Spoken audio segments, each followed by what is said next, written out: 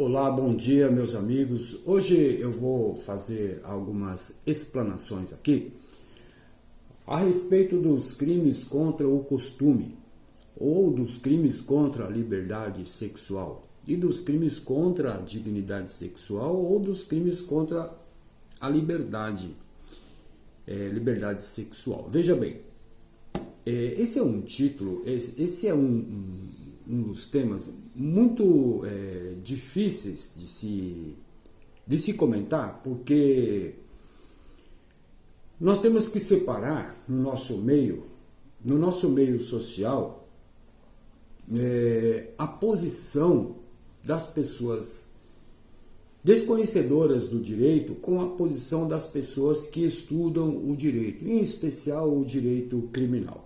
Por quê? O cidadão comum, ele tem o senso comum crítico, tanto no futebol, tanto quanto na política, tanto quanto no direito e em especial no direito penal.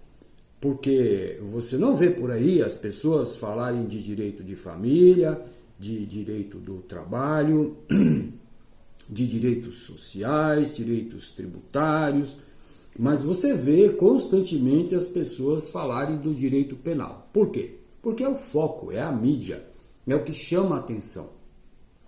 Quanto mais grave for a situação, ela normalmente está ligada ao direito penal e isso chama a atenção, então existe aí o senso comum social que fala muito a respeito do direito penal. E critica muitos advogados que fazem defesa de direito penal. Nós, estudantes, advogados, seja criminal, civil, tributário, trabalhista, etc., nós temos o nosso senso também, o nosso senso crítico. E o nosso senso crítico não pode ser o senso crítico comum. O nosso senso crítico precisa ser técnico. Nós trabalhamos em virtude dos termos legais e das possibilidades de se conseguir o que nós pretendemos. Então, eu vou deixar aqui algumas informações a respeito do crime de estupro, que é um título muito difícil, muito complicado de ser comentado. Existem diversas situações em delegacias de polícia, em processos criminais, que não são especificamente estupro, mas a pessoa está sendo processada, respondeu um inquérito, está sendo processada, foi denunciada e está sendo processada por esse título de estupro, 213, artigo 213. A primeira observação que eu faço é a seguinte: até 2009, o título era constranger mulher à conjunção carnal, mediante violência ou grave ameaça. As coisas mudaram em 2009. Hoje não é mais só a mulher que é vítima do estupro, o homem também pode ser vítima do estupro, praticado por outro homem ou por uma outra mulher, ou por uma mulher. Porque o título hoje do 213 é constranger alguém, mediante violência ou grave ameaça, a ter conjunção carnal ou praticar ou permitir que com ele se pratique outro ato libidinoso. Então veja que a diferença básica hoje é alguém e não mulher.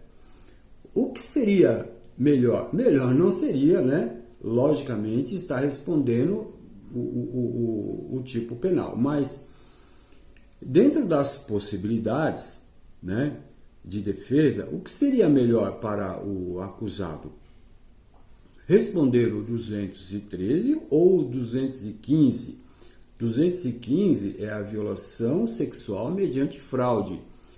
Nesse título, nós temos ter conjunção ou praticar outro ato libidinoso com alguém mediante fraude ou outro meio que impeça ou dificulte a livre manifestação de vontade da vítima. Senhores, eu já tive algumas situações envolvendo o acusado de estupro. E quando analisando a situação, o pormenor da situação, a defesa chega-se à seguinte conclusão: está muito mais dentro da formalidade da violação sexual mediante fraude do que do estupro propriamente dito. É lógico que nenhum dos dois títulos são bons para a pessoa que está sendo acusada, mas veja, entre a pena do estupro, que salvo engano é de 6 anos de reclusão a 10 anos de reclusão, e o artigo 215, que a pena é de 2 a 6 anos de reclusão, melhor seria então desclassificar para o 215. Até porque, nos casos que eu peguei, havia sim uma fraude, havia uma conversa, havia o que se chama de bico doce, né? Conversa bastante, leva a pessoa para determinado lugar, para um motel, faz o sexo com ela autorizado, né? E depois essa pessoa se arrepende, né? E aí ela vem e diz: olha, fui violentada, aconteceu isso, isso, isso. Ou ele fala isso, né? Quando na verdade havia uma história anterior. Então, houve-se a desclassificação e saiu do 215 e foi para o 200, saiu do 213 e foi para o 215. 215, que agora tem o 215A também, né? Por falar no 215A, essa é uma outra parcela desse capítulo aqui, né? Muito importante. Porque o 215A, ele diz o seguinte: praticar contra alguém sem a sua anuência ato libidinoso com o objetivo de satisfazer a própria lasciva ou a de terceiro. Aqui não está dizendo praticar com alguém, junto com alguém. Esse 215A aqui, hoje, na prática, ele é aquela história do ejaculador do ônibus, do trem, né, daquela pessoa que fica lá no ônibus e no trem se aproveitando de uma situação de aperto entre as pessoas, e essa pessoa extrapola os limites do direito individual da outra parte, da outra pessoa. Então, ela se enquadra nesta situação, praticar contra alguém. Há situações em que a pessoa pratica com alguém, né? Mesmo ali, estando naquele aperto, tal, a outra parte também se manifesta desejo. E essa pessoa pratica com ela, não contra ela. Então, essa palavra contra tem que ser bem claro, tem que ser bem definido. É lógico que nós temos que respeitar e entender a situação da vítima, né? A palavra da vítima tem uma especial relevância, né? Mas essa especial relevância, ela deve ser comprovada. E um dos detalhes dessa especial relevância é quando isso acontece em locais ocultos, onde estão só as duas pessoas. Quando a pessoa está num local público, essa especial relevância, ela já começa a perder a sua potencialidade. Então ela vai se diminuindo. Então veja aqui, se está em local público praticando com alguém, é diferente de praticar contra este alguém. Porque se está praticando com alguém, certamente tem a sua concordância, tem a sua anuência, o ato libidinoso dessa outra pessoa. Então, praticar contra alguém é sem a permissão dessa pessoa, sem o consentimento, sem a anuência. Então, isso tem que ser bem definido. Praticar, lógico, o ato libidinoso, né? Com o fim, o objetivo aqui, né? Aqui, quando o artigo fala ato libidinoso com o objetivo, né, é a especial intenção, o especial desejo. Quando você fala em objetivo, nós temos aí o dolo. Esse dolo, ele tem que ser comprovado, né?